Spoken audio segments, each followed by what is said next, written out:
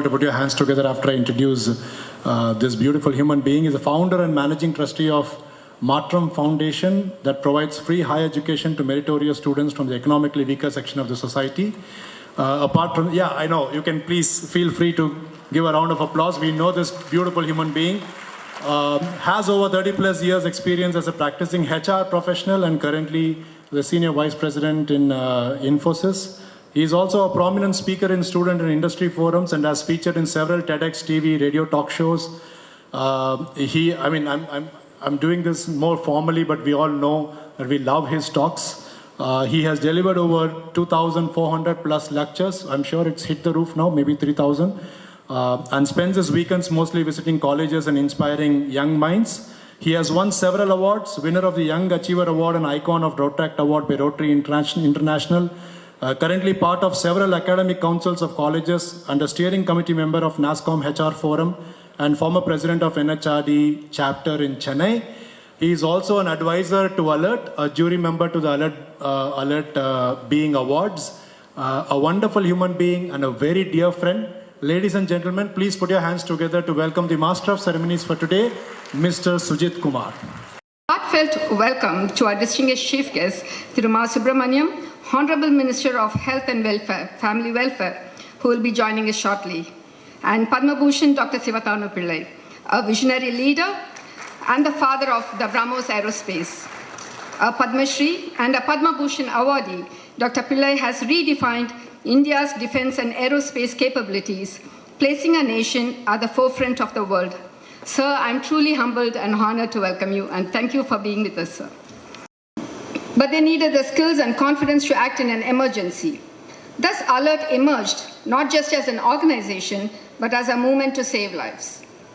And then came a defining moment, Dr. APJ Abdul Kalam, our beloved former President of India, who not only guided and mentored Alert, but gave us a goal that became our purpose: train at least one in every family in first aid and emergency care. This vision became the driving force at Alert, and today, over 4 lakh people pan-India have been empowered in emergency response. Thank you. Calicut തൊട്ടിൽപ്പാലത്തുനിന്നാണ് വരുന്നത്. Thottilpalam ഡിപ്പോയിലെ driver കണ്ടക്ടറുമാണ്. എൻ്റെ പേര് അജയൻ, ഇത് Shijith driver. ഞങ്ങൾ രണ്ടുപേരും രാവിലെ 4:15 4:15 തുടങ്ങുകയാണ്, start ചെയ്യാണ്. 11:50 തിരിച്ച് കാലിക്കറ്റിലേക്ക് തിരിച്ചു പോകുന്നത്. ആ സമയത്താണ് ഈ ലേഡി കാണുമ്പോൾ തന്നെ ഫസ്റ്റ് സൈറ്റിൽ തന്നെ മനസ്സിലാവുന്നുണ്ട് ഇവള് പൂർണ്ണ ഗർഭിണിയാണ്. ഒരു 9 months ആയിട്ടുണ്ട്. അപ്പോൾ കയറുമ്പോൾ തന്നെ ശ്രദ്ധിച്ചിട്ടുണ്ട്. കാരണം നമ്മൾ ടൈമില്ലാത്തതുകൊണ്ട് തന്നെ ആളുകൾ കാലെടുത്ത് വെക്കുമ്പോൾ തന്നെ എന്ത് ചെയ്യും, തന്നെ ബസ് വിടും. കാരണം അത്ര സമയം നമുക്ക് കിട്ടും. പക്ഷെ ഇവരെ ഞാൻ ശ്രദ്ധിച്ചിരുന്നു. അപ്പോൾ അവർ സീറ്റിൽ ഇരുന്നതിന് ശേഷമാണ് ബസ് എടുത്ത് സ്റ്റാർട്ട് ചെയ്ത് പോയത്. ഇപ്പോൾ ഒരു 1/4 മണിക്കൂർ 20 മിനിറ്റ് ഓടിയതിന് ശേഷം ഇവർ പറയുകയാണ്, എൻ്റെ ഭർത്താവിനെ വിളിക്കണം, കോൾ മൈ ഹസ്ബൻഡ്.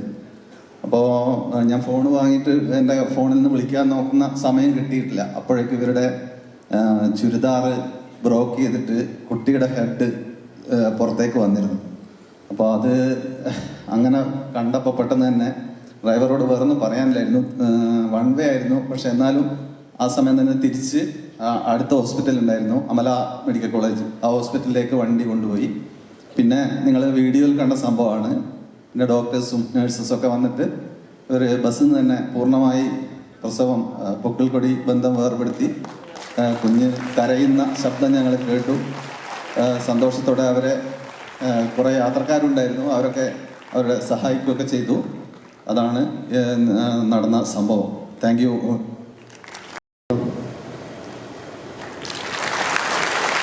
சொல்லுவீங்க மணிரத்னம் படம் மாதிரி ஒரு லைன் டைலாக் முடிக்க மாட்டீங்களே. இங்கே வந்தது ரொம்ப சந்தோஷம். அப்புறம் அதாவது நீங்கள் பேசுறது அதை விட ரொம்ப சந்தோஷம். நல்லா அருமையாக பேசுறீங்க. இதை ரெக்கார்ட் பண்ணுங்கப்பா. ஏன்னா நான் 1962 February 18 நான் பிறந்தது ஸ்ரீரங்கத்தில். எங்கள் அப்பா பேர் தசரதன், அம்மா பேர் கிருஷ்ணவேணி. எங்கள் ஃபேமிலியில் நான் 2வது பையன். அக்கா பெரியவங்க, 2வது நான், அடுத்த தம்பி, தங்கை, அடுத்த தம்பி. 1985 1985 பொன்மலை ரயில்வே ஒர்க் ஷாப்பில் டீசல் கலாசியாக ஜாயின் பண்ணி 2022 பிப்ரவரியில் நான் வந்து சீனியர் டெக்னீஷியனாக ரிட்டையர் ஆனேன். இப்போ போட்டாங்க பார்த்தீங்களா இந்த வீடியோவில் ஃபயர் ஆச்சு பாருங்கள். ஆரம்பத்தில் முதல்ல நாம் அட்டன் பண்ண மேஜர் ஃபயர் ஆக்சிடெண்ட், எத்தனை அலறல், எத்தனை சத்தம், எத்தனை உயிர் சேதம்.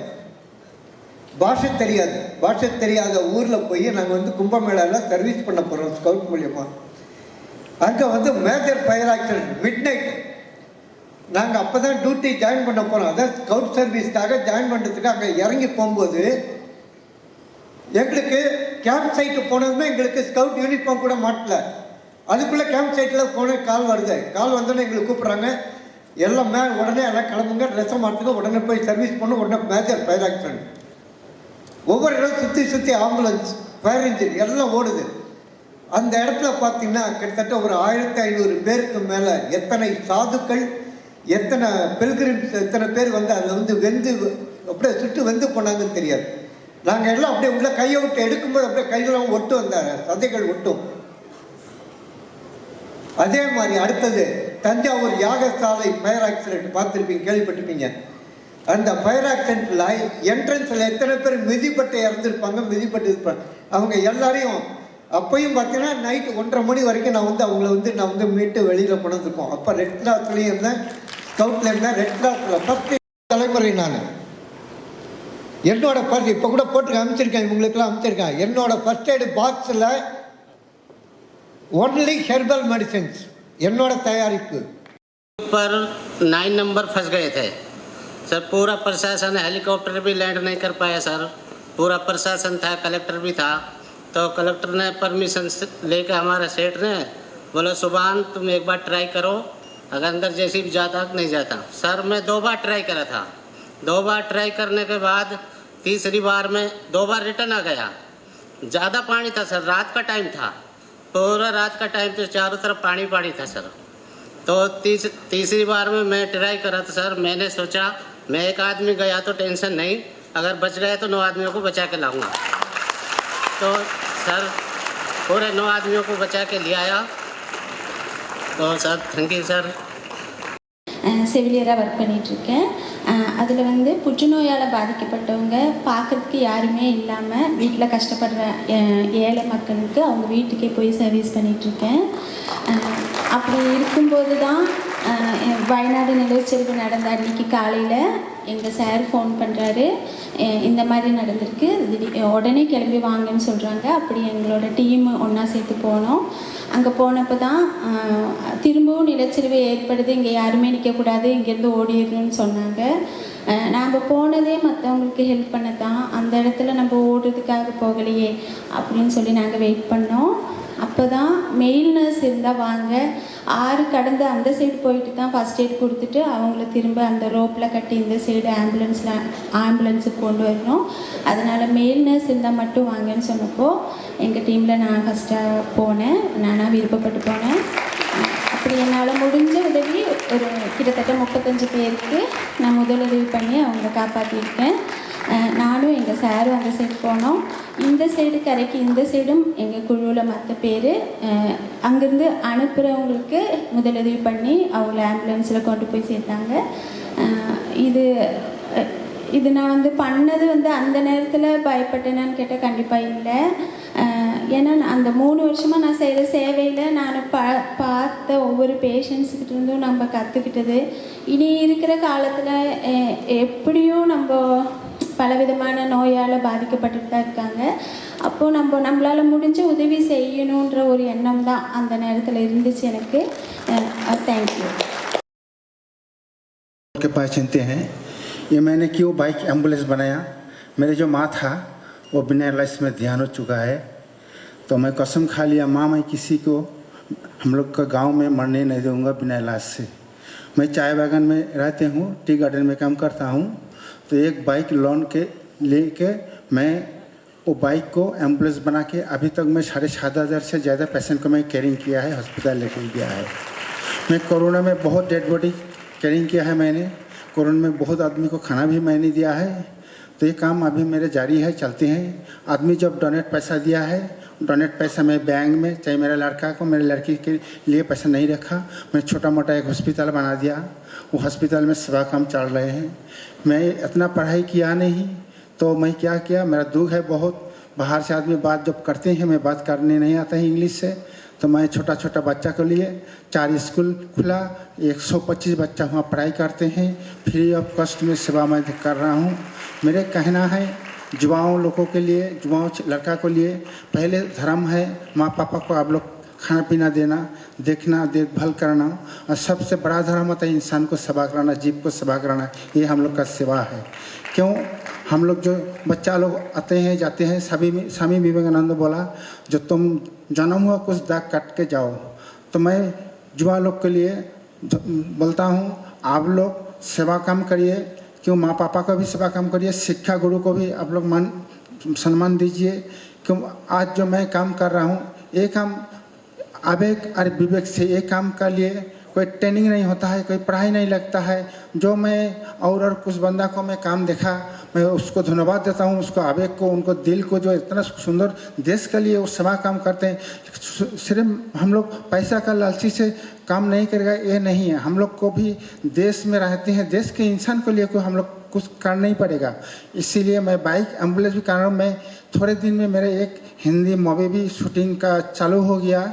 मैं वो शूटिंग काम जारी है, और मेरा बायोग्राफी एक किताब लिखा गया है, अमेजन फ्लिपकार्ट में मिलेगा आप लोग का। पेंगुइन ने किया है, बाइक एम्बुलेंस ज़्यादा बुक लिखने से चला आएगा। और मेरे काम आप लोग यूट्यूब में सर्च करिए, बाइक एम्बुलेंस ज़्यादा, तभी मिलेगा। तो आज जो मैं काम करता हूँ, कुछ बुढ़ा बुढ़ी को भी फ्री ऑफ कॉस्ट में खाना भी देता हूँ। उनका बच्चा है नहीं, कोई विकलांगा को कोई ट्राइसाइकिल व्हीलचेयर बाहर से ला के वो लोग भी मैं देता हूँ। तो ये दिल से करने पड़ता है। कोई आदमी रूप से गुण नहीं होता है, सबसे बड़ा गुण होता है सेवा, सब समाज सेवा काम करने के लिए, और बुढ़ा बुढ़ी को देखभाल करने के लिए, और बच्चा लोग को पढ़ाई कैसे करेंगे उसको आगे बढ़ाने के लिए। ये हिंसा करना नहीं है। हम लोग को भारतवासी है, हम लोग सब मिल के चलना हम लोग का आदत है। यही ने हम लोग को, जो नेता लोग था, महात्मा गांधी था, बड़ा बड़ा नेता लोग था, बोल के गया है, भारत को हमें आज़ाद कर दिया, तुम लोग संभाल करके रखो, देखो, चलो। नमस्कार। District turns pink, like Madurai turns pink, Trichy turns pink, Coimbatore turns pink, like that. We started this initiative. We spread the awareness campaign, all the college students. Especially we started the awareness campaign as well as self-examination training for the students. That is the first initiative. After we launched in 2014 in Delhi. So after that, Lucknow, Mumbai, all the cities turns pink concept we launched. 2016 we derived India Turns Pink under one umbrella roof. So we started this initiative.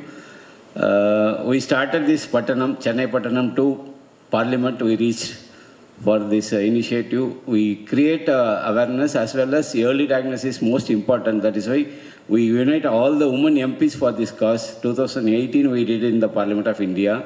So that is a very big initiative with Smitra Magajan Madam, Breast Cancer Free India 2030 Madam launched that one. So along with Airport Authority of India, we are conducting Pinktober program every year. We completed 9 years. This is the 10th year. So this year we are going to launch all across India, all airport turns pink concept with our Honorable Minister, Civil Aviation Minister Ram Mohan Naidu. And then another thing is we are going to launch international Kuala Lumpur Airport turns pink in the April month. So we are very happy to reach this level, and then we are creating awareness among the rural public as well as urban areas also. We are doing CSR activities all the rural areas. Free breast cancer screening we are doing so many areas. So that is an initiative started by Kiran Bedi ma'am, former Governor of Puducherry.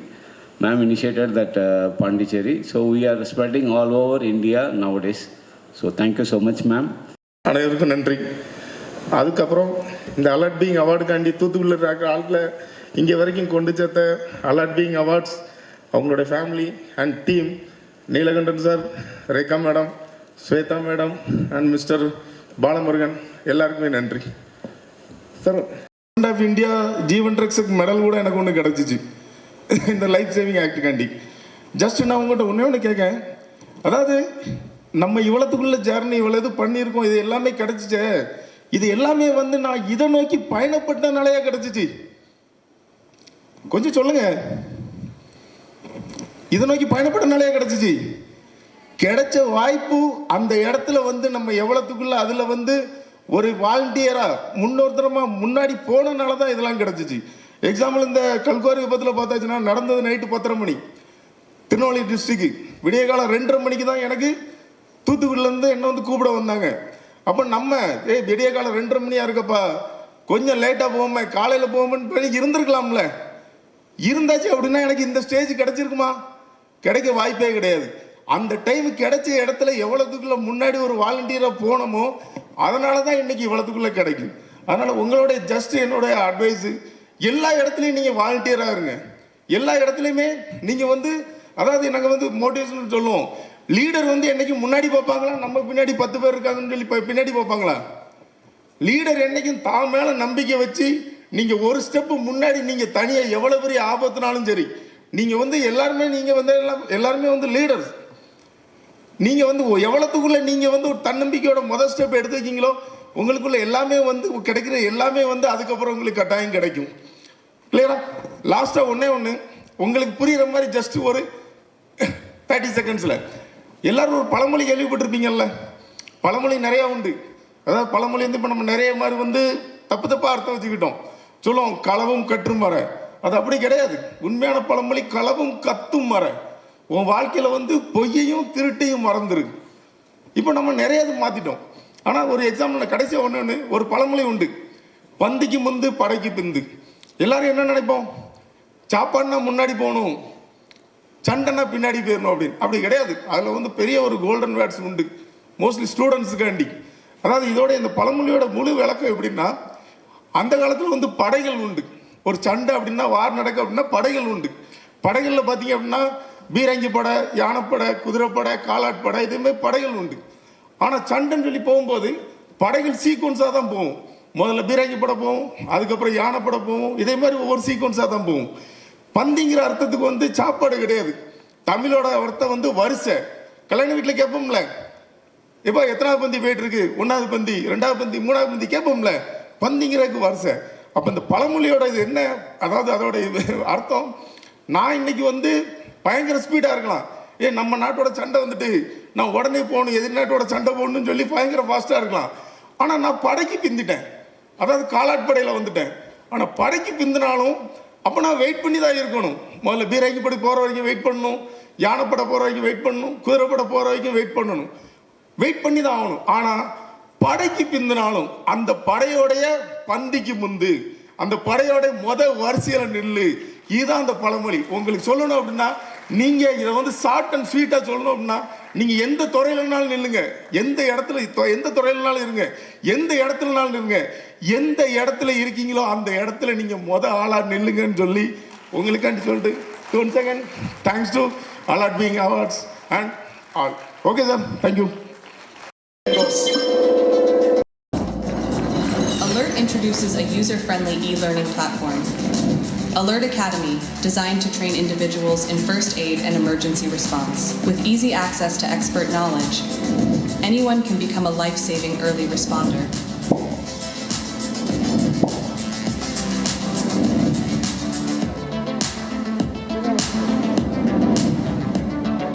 Our First Aid and Emergency Response Management course equips individuals in life-saving techniques like CPR and common medical emergencies such as fractures, bleeding, and choking. Our platform highlights its uniqueness by engaging the individuals with real-life scenarios and mastering them for any common medical emergencies. This approach empowers individuals with essential life-saving skills they can rely on anytime, anywhere. Our platform experience highlights self-paced learning for convenient access, quizzes to assess understanding, engaging modules with real-life scenarios, certification upon will be available at academy.alert.ngo or get going with that feel empowered. That's Besant Nagar, Bessie Road, Beach. Please don't search for those chill outs that are there. It may not be there. But then let's say there's an accident that has happened there, sir is seeing that you will be able to make decisions. ஒரு எச்சி இலையெல்லாம் பொறுக்கி தூக்கி போடக்கூடிய ஒரு ஹோட்டலில் தான் எனக்கு ஒரு வேலை கிடைச்சிது. ஸோ அதனால என்னமோ தெரியல, அந்த ஒரு 25 வயசில் நான் வளர்ந்து என்னோட குரல் வளத்தால், நான் இலங்கை வானொலி, தமிழ்நாடு வானொலிகளெல்லாம் நான் குரல் வளத்தால் ஓரளவுக்கு மீடியாவில் ஒரு சின்ன பிஸ்னஸ் மேனாக வரும்போது, அந்த காலகட்டத்தில் திருப்பி அதே எச்சி இலையில் நான் சின்ன வயசில் பார்த்த அந்த நரிக்குறவு சமுதாய குழந்தைங்க எச்சி இலையிலேருந்து பெருக்கி சாப்பிட்டுட்டு இருந்த அந்த ஒரு விஷயத்தை நான் திரும்பி 25 வயசுலையும் பார்க்குறேன். நான் ஒரு சின்ன பிஸ்னஸ் மேனாக இருக்கும்போது பாண்டிச்சேரி தெருவோரத்தில் பார்த்தீங்கன்னா அந்த நரிக்குறவு சமுதாய குழந்தைங்க திருப்பியும் அதே குப்பையிலேருந்து எடுத்து சாப்பிட்டுட்டு இருக்கிறாங்க, அதே பிளாட்ஃபாரத்தில் பிச்சை எடுத்துகிட்டு இருக்கிறாங்க. அந்த நேரத்தில் என்னாலையுமே என்னோடய வாழ்வாதாரத்தை தாண்டி என்னால் எதுவுமே செய்ய முடியாத ஒரு சூழ்நிலையில் ஒரு 4-5 குழந்தைங்களுக்காக பொட்டல சாப்பாடு வாங்கி கொடுத்துட்டு லேப்டாப்பில் படம் போட்டு என்னோடய ஆஃபீஸில் ஆரம்பித்த ஒரு சின்ன விஷயம் இன்றைக்கு வந்து பார்த்தீங்கன்னா கிட்டத்தட்ட ஒரு 300 குழந்தைங்களை நாங்கள் மிகப்பெரிய லெவலில் அவங்கள எடுத்து வளர்த்து ரெசிடென்ஷியலாக திருச்சியிலையும் பாண்டிச்சேரியிலையும் எடுத்து வளர்த்து இன்னைக்கு இந்தியாவுடைய மிகச்சிறந்த ஒரு தொண்டு நிறுவனம் குழந்தைகள் காப்பகங்கிற பிரசிடென்டல் அவார்டு கூட நாங்கள் 2019 ராஜ் புரஸ்கார் அவார்டு கூட நாங்கள் வாங்கியிருக்கிறோம். ஸோ இது ரொம்ப எனக்கு நெகிழ்ச்சியாக இருக்கக்கூடிய ஒரு விஷயம் என்னன்னா, நான் என்ன சாதிச்சிட்டேன், என்ன செஞ்சுட்டோம் அப்படிங்கிற மாதிரி தான் தோணுது. ஏன்னா இவ்வளோ பெரிய அவார்டுகளுக்கு மத்தியில் எங்களையும் செலக்ட் பண்ணி எங்களுக்கும் இப்படி ஒரு அங்கீகாரத்தை கொடுத்துருக்குறீங்க. அவங்கெல்லாம் செஞ்சுருக்கிற ஒரு விஷயத்தை பார்க்கும்போது உண்மையிலேயே நாங்கள் எதுவுமே செய்யலைங்கிற மாதிரி தான் தோணுது. ஸோ இந்த அவார்டு அப்படிங்கிறது பீயிங் அலர்ட் அவார்டுங்கிறது பார்த்தீங்கன்னா, இன்னும் நீ அலர்ட்டாரு, இன்னும் இந்த சொசைட்டிக்கு நிறைய செய்ய வேண்டியிருக்கு அப்படின்னு என்னை நீங்கள் உற்சாகப்படுத்தி அனுப்புகிற மாதிரியும் இருக்குது, அதே சமயம் என்னை எச்சரித்து அனுப்புகிற மாதிரியும் இருக்குது. ஸோ மிகப்பெரிய ஒரு அங்கீகாரம் எங்களுடைய தொண்டு நிறுவனத்திற்கு நீங்கள் கொடுத்துருக்கிறது. ஒரு 13 வயசில் ஒரு குழந்தை தங்கள் பெற்றோராலே வஞ்சிக்கப்படுறாங்க. ஏன்னா அவள் வேற ஒரு கம்யூனிட்டி பையனை லவ் பண்ணிட்டா அப்படின்னு சொல்லிட்டு அவங்களே அந்த குழந்தைய அவங்க எரிக்க முற்படுக்கும் போது நாங்கள் போலீஸோடு போய் அந்த குழந்தையை காப்பாற்றுறோம். 13 வயசில் அந்த குழந்தையை படிக்க வைக்கிறோம், நர்ஸ் ஆக்குறோம். இன்னைக்கு இந்தியாவிலேயே முதல் நரிக்குறவு சமுதாய குழந்தை பஹ்ரைனில் நர்ஸாக ஒர்க் பண்ணிட்டு இருக்கக்கூடிய ஒரு மிகப்பெரிய ஒரு அங்கீகாரம் எங்களுடைய சமூக ஃபவுண்டேஷனுக்கு உண்டு. ஸோ அந்த மாதிரி எங்களால் முடிந்த அந்த நரிக்குறவு சமுதாயம், அதாவது பள்ளிக்கூட வாசனையே இல்லாத அந்த குழந்தைகளை நாங்கள் தத்தெடுத்து இன்னைக்கு ஒரு 300 குழந்தைங்களை படிக்க வச்சுட்டு இருக்கோங்கிற ஒரு பெரிய அங்கீகாரம் எங்களுக்கு எங்களுடைய சமூகம் தொண்டு நிறுவனத்துக்கு கிடைச்சிருக்கு. இதை அலர்ட் கண்டுபிடிச்சு பாண்டிச்சேரி டீம் ரொம்ப நன்றி. நீங்கள் இந்த பாண்டிச்சேரி அலர்ட் ஆர்கனைசேஷன் எல்லாருக்குமே என்னுடைய நன்றியை உரித்தாக்கிக்கிறேன். ஸோ சிவா రియల్ లైఫ్ నాది కాదు, మా అమ్మ మా డాడీ రియల్ లైఫ్. అతని కొడుకు సొసైటీకి హెల్ప్ చేయాలి. ఎవరి కోసం? మన కోసం, మనందరి కోసం. ప్రపంచంలో డబ్బుకు విలువన, మనిషికి విలువన, మనిషికి విలువ ఎక్కువ ఉంటుంది, డబ్బుకు కాదు. Is a not money. Help అనేది ఎవరైనా నా అక్క, నా చెల్లె, నా తమ్ముడు, మా బ్రదర్ అనుకుంటేనే హెల్ప్. 4 గోడల మధ్యన ఫాదర్ని, సొసైటీలో రోడ్డు పైన ఫాదర్ని చెంపదెబ్బ కొట్టి 4 గోడల మధ్యన కాళ్ళు మొక్కితే లాభం లేదు. కానీ ఫస్ట్ ఇక్కడ ఈ వేదిక, ఈ ఆడిటోరియం మొత్తం సెట్ చేసిన పెద్దలకి, అమ్మాలకి, అక్కలకి మా నమస్కారం. నెక్స్ట్ పిల్లలు, ఆ జనరేషన్ మొత్తం చదువుకునే పిల్లలు ఇక్కడ రాబోయే కాలంలో నేను first my life Chennai just ఒక 10 మినిట్స్ 95లో జస్ట్ ల్యాండ్ అయినా మళ్ళీ బ్యాక్. అంటే తెలియదు, చిన్న వయసు బాబు. ఈరోజు మళ్ళా కార్తీక్ అన్న తరపు నుంచి, ఈ మెసేజ్ ఇచ్చిన మీ అందరి తరపు నుంచి ఈ చెన్నైలో మళ్ళీ రావడం నాకు చాలా గొప్పగా ఉంది. అబ్దుల్ కలాం ఆ సొసైటీలో నేను ఈరోజు అవార్డు తీసుకుంటున్నందుకు చాలా హ్యాపీగా ఫీల్ అవుతున్నా. అయినా చెప్పే మాట ప్రతి ఒక్కటి అన్న నువ్వు చెప్పనా ఇంగ్లీష్ అర్థమవుతుంది మాట్లాడండి. సో అందరు బాగుండాలి, అందులో మనం ఉండాలి. మానవ సేవే మాధవ సేవ, అది నా గొప్పతనము, నీ మంచితనము. బెగ్గర్ భిక్షాటకం చేసిన నేను ఈరోజు మా department law and order traffic officers దగ్గర శివ ఒక బెగ్గర్ని ఈరోజు మా ఆఫీసర్లు అందరూ ఎత్తుకురు హెల్ప్ చేయాలి ఏదో విధంగా. ఇప్పుడు మా బాబు మై సన్ తను కూడా 25 నంబర్స్ని సేవ్ చేసిండు. నెక్స్ట్ నా సపోర్ట్, నా బ్యాక్ బోన్ మా మిస్సెస్ శాంతమ్మ. ఏదో చేయాలి, ఉన్నాళ్ళు కొన్నాళ్ళు చేయాలి. అమ్మ నాన్న ఆశీర్వాదం తీసుకోవాలంటే మీ అందరు ఆశీస్సులే నాకు కావాలి. మీ బ్లెస్సెస్ ఉంటే నాకు చాలు. డబ్బున్నో కానీ ఫ్యూచర్లో ఏం కావాలంటే ఫస్ట్ స్విమ్మింగ్ అవసరం. స్విమ్మింగ్ మనం చేయాలి, ఇంకొకరికి రక్షించాలి. కాబట్టి గతంలో ఒక 30 years అబో ఏముందంటే చెరువులు, లేక్స్ ఇవన్నీ ఉంటుండే. ఇప్పుడు అంతా వాటర్ ట్యాప్లు అన్నీ పోయినాయి. కాబట్టి చెప్పండి సార్, అందరు బాగుండాలి, అందరూ మేము ఉండాలి. ఈ అవకాశం ఇచ్చిన మీ అందరికీ பதாபிவந்தனம். வண்டி வந்து கடந்தோடனே எங்களுக்கு ஒன்றும் ஓடலை. வண்டி வந்துக்கிட்டு இருக்கு, அந்த ஆளை போய் நாங்கள் பார்க்க போகலை. நாங்கள் வண்டியை போய் காப்பாற்றுவோம். ஆயிரக்கணக்கான ஆள் இருக்கும். நம்ம வாழ்ந்து முடிச்சாச்சு, ஈர்க்கப்பட்ட மக்களை காப்பாற்றுவோம்னு சொல்லி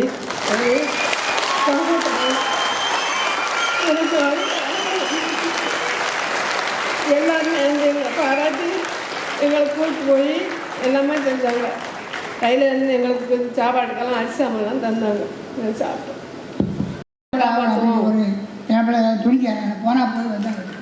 என்ன வாழ்ந்து முடிச்சாச்சு, இனிமேல் தான் சூப்பரா இருக்கும் போது. எங்க வீடு நம்ம பார்த்துக்கிட்டு இருக்க முடியாதுல்ல. ஊடலே போனேன்.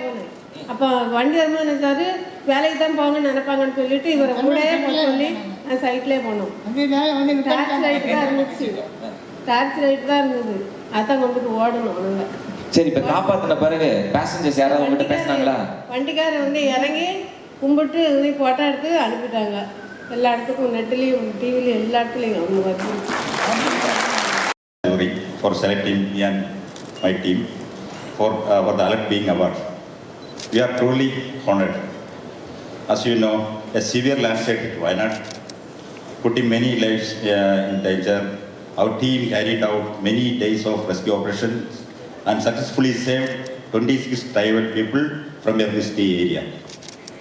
But the rescue of family of 4 children caught attention across the country. They were stranded deep forest without food or clothing for 4 days. We believe it is our duty to save our fellow people who are in need, especially as a government servant, public servant. I extend my heartfelt condolences to those families who have lost their loved ones. Today, looking back, I feel proud and happy. I am also grateful to be here with all of you for this award. Once again, thank you. A very, very popular name, not just in Tamil Nadu, but across the country. This award will be presented by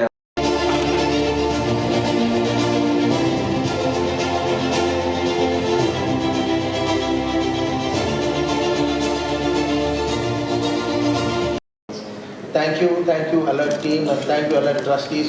Thank you sirs for recognizing and honoring us. Thank you. Probably presiding or welcoming, but it's very difficult to speak after seeing this dozen, what can I say, every one of them was so impactful. And of course, when the juries did the selection about a month back, we had a lot more, and these were probably the most significant impact, a symbol of the 349 applications that we had in front of us. Alert. It's got a story in itself, like all of you would have seen how a president of the country jumps onto the coffee table to reach closer to the people who are actually raring to go. Kala, Rajesh, and the rest of the young team at that point in time, with no other intention except that we should not leave any life which is in a helpless situation being unattended with proper care.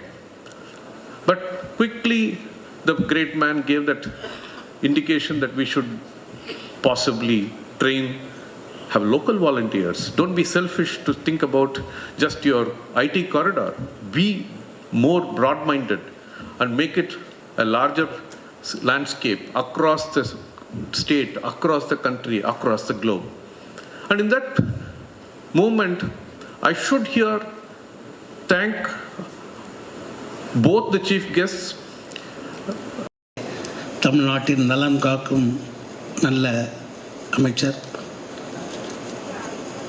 Chairman of the Alert mister Muralidharan அவர்களே, மற்றும் madam கலா, ராஜேஷ் அவர்களுடைய பணி மிகுந்த சிறப்பானது. ID துறையில் பெரிய இடத்தில் இருந்தும் அதை விட்டுவிட்டு இந்த மாதிரி ஒரு அலர்ட் ஆர்கனைசேஷன் அமைத்து அதை இப்போது ஒரு பிரபல்யமாக பண்ணியிருக்காங்க. எனக்கு இன்னும் ரொம்ப எமோஷ்னலாக இருந்தது. இதெல்லாம் பார்க்கும்போது ஒரு கோயிலுக்குள்ளே போகிறது மாதிரி இருந்தது. நான் கோயிலுக்குள்ளே போகும்போது நம்ம ஒவ்வொரு கடவுளையாக கும்பிடுவோம்ல, அது மாதிரி நிறைய கடவுள்கள் வந்தது மாதிரி இருக்குது. அப்படிப்பட்ட ஹீரோஸ் நம்ம பார்த்தோம். எல்லோருக்கும் என்னுடைய மனமார்ந்த வாழ்த்துக்கள். வருகை தந்து இந்த அமைப்பின் முக்கியஸ்தர்கள் பெருமதிப்பிற்குரிய கலா பாலசுந்தரம் அவர்களே, ராஜேஷ் திரிவேதி அவர்களே, கந்தசாமி பரதன் அவர்களே, வீரப்பன் அவர்களே, வருகை தந்திருக்கின்ற விருதாளர்களே, பத்திரிகை மற்றும் ஊடகவியலாளர்களே, உங்கள் அத்தனை பேருக்கும் பெருமதிப்புக்குரிய இந்த மண்டலத்தின் வார்டு குழு தலைவர் திரு துரைராஜ் அவர்களே, வருகை தந்திருக்கின்ற உங்கள் அத்தனை பேருக்கும் முதலில் என்னுடைய நன்றியையும் வணக்கத்தையும் தெரிவித்துக் கொள்கின்றேன். இந்த சிறப்புரை நிகழ்த்துவதற்குரிய நேரம் அல்ல என்பதை நான் நன்றாக அறிவேன். சிறிய அளவிலான உரையை நிகழ்த்தி என்னுடைய கடமையை நிறைவு செய்ய கருதுகிறேன். பெருமதிப்புக்குரிய முரளிதரன் அவர்கள் பேசும்போது சொன்னார், 2006 இந்த ஜனனம்ங்கிற பேரில் இது தொடங்கும் போது நான் சென்னை மாநகரின் மேயராக இருந்து அந்த நிகழ்ச்சியில் கலந்து கொள்வதற்குரிய அந்த நல்ல வாய்ப்பை எப்போது பெற்றேன். 19 ஆண்டுகளுக்கு முன்னால் தொடங்கப்பட்ட இந்த அமைப்பில் நானும் ஒரு கருவியாக இருந்தேன் என்பது எனக்கு மிகப்பெரிய அளவிலான மகிழ்ச்சி. கடந்த 4 ஆண்டுகளாக நடைபெற்று கொண்டிருக்கின்ற இது போன்ற விருதுகள் வழங்குகிற நிகழ்ச்சியில் நான் தொடர்ந்து கலந்து வந்து கொண்டிருக்கிறேன். இப்போ 8 வருஷமாக இது விருது தரேன்னு சொல்கிறாங்க. இந்த 8 வருஷத்தில் 4 வருஷம் நான் மட்டுமே சிறப்பு விருந்தினராக கலந்து கொண்டிருக்கிறேன்.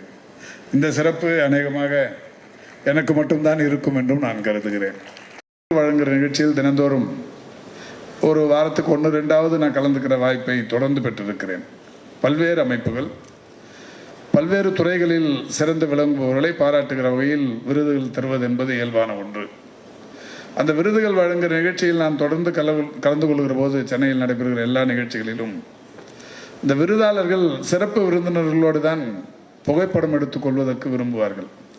ஆனால் இங்கே விருதாளர்களோடு சிறப்பு விருந்தினர்கள் புகைப்படம் எடுத்துக்கொள்ள வேண்டும் என்கின்ற அளவுக்கு சாதனை புரிந்தவர்களை இந்த மேடை அலங்கரித்திருக்கிறது, அங்கீகாரப்படுத்தி இருக்கிறது.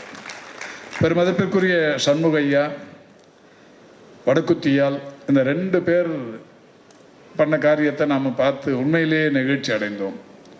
பொதுவாக ஒரு நிகழ்ச்சிக்கு போனோம்னா அது இந்த நிகழ்ச்சியில் நான் கலந்து கொள்வதில் மகிழ்ச்சி அடைகிறேன் என்று சொல்லுவோம். ஆனால் இது மகிழ்ச்சி என்பதையும் கடந்து ஒரு நெகிழ்ச்சியை உண்டாக்குகிற நிகழ்வாக இது மாறி இருக்கிறது. அதேபோல் இந்த டேங்க் பன் ரவி அவருடைய உணர்ச்சிபூர்வமான உரையை கேட்டதற்கு பிறகு யாரும் இனிமேல் நான் சேவை செய்வதிலிருந்து ஒதுங்கிக் கொள்வேன், இன்னொருத்தருக்கு சேவையே பண்ண மாட்டேன்னு யாராவது ஒரு கல்மனசுக்காரர் இருந்தாலும் கூட நிச்சயமாக இந்த அரங்கு விட்டு போகும்போது நான் என்னால் முடிந்ததை நிச்சயம் வேறு ஒருவருக்கு அல்லது கூட இருப்பவர்களுக்காவது செய்வேன் என்கின்ற ஒரு உணர்வை ஏற்படுத்தும். அந்த அளவுக்கு ஒரு தகுதி வாய்ந்தவர்களை இந்த மேடை தொடர்ந்து அலங்கரித்து கொண்டிருக்கிறது. அதேபோல் ஹாஷிப், ஜெயச்சந்திரன், அனில்குமார், அனூப் தாமஸ் போன்ற இந்த வன பாதுகாவலர்கள் அவர்கள் ஆற்றிய அந்த பணியையும் இங்கே பாராட்டி இருக்கிறார்கள். இது பெருமதிப்புக்குரிய முரளிதரன் சார் பேசும்போது சொல்லின்னு இருந்தார். பொதுவாக வனத்துறையை சேர்ந்தவர்கள் இந்த மாதிரியான காரியத்தில், அது வயநாட்டில் ஏற்பட்ட அந்த நிலச்சரிவின் போது இந்த காப்பாற்றும் பணி இதிலெல்லாம் பெருசாக வனத்துறையினர் ஈடுபட மாட்டார்கள். அவர்களுடைய கடமை என்பது வேறு. ஆனால் ஒரு மனிதாபிமான உணர்வோடு இந்த பணி செய்யப்பட்டிருக்கிறது என்று மகிழ்ச்சியோடு எடுத்து சொன்னார். இத்தகையவர்களை அடையாளம் காண்பது என்பது அரிதான ஒன்று. வேறு மாதிரி வெளிச்சத்தில் வந்தவர்களை மட்டுமே விளம்பரப்படுத்தி அவர்களுக்கு விருதுகள் வழங்குகிற இந்த நிகழ்வுகள் தொடர்ந்து நடைபெற்று கொண்டிருக்கிற நிலையில் கடைகோடியில் இருப்பவர்களையும் சாதித்தவர்களை அங்கீகாரப்படுத்துகிற இந்த நிகழ்ச்சி அலர்ட்டின் சார்பில் தொடர்ந்து நடைபெறுவது என்பது மகிழ்ச்சிக்குரிய ஒன்று. நம்முடைய இந்த அலர்ட் நிர்வாகம் இதுவரை ஒரு 4 லட்சம் பேருக்கு முதலுதவி செய்வதற்குரிய பயிற்சிகளை அளித்திருக்கிறது. இதைவிட இந்த சமூகத்திற்கு வேறு எந்த தொண்டு நிறுவனமும் பெரிய அளவில் செய்திருக்கவே முடியாது என்பது ஒரு மகிழ்ச்சியான விஷயம். 4 லட்சம் பேருக்கு முதலுதவி செய்வதற்குரிய அந்த பயிற்சி இப்பொழுது இணையங்களின் வழியே, குறிப்பாக சமூக வலைதளங்களின் வழியே இன்னமும் பல்வேறு முயற்சிகளை தந்து 1 கோடி பேரை எங்களுடைய பயிற்சி சென்றடைய வேண்டும் என்கின்ற நோக்கத்தோடு பல நிகழ்வுகள் இங்கே தொடங்கி வைக்கப்பட்டிருக்கிறது. 1 கோடி பேருக்கு இந்த பயிற்சி அளிப்பதற்குரிய அந்த எண்ணம் வந்துவிட்டாலே நிச்சயம் சாலை விபத்துகள் மட்டுமல்ல, அது எந்த விபத்தாக இருந்தாலும் மனிதாபிமானம் துளிர்விடும் போது நிச்சயம் ஒரு உயிரும் என்னை காப்பாற்ற ஆள் இல்லாமல் போனதே என்கின்ற நிலையில் இறந்து போனது என்கின்ற நிலை தமிழகத்தில் இருக்காது என்பது உறுதியான ஒன்று. இது ஒரு மிகப்பெரிய அளவிலான ஒரு மாற்றம்.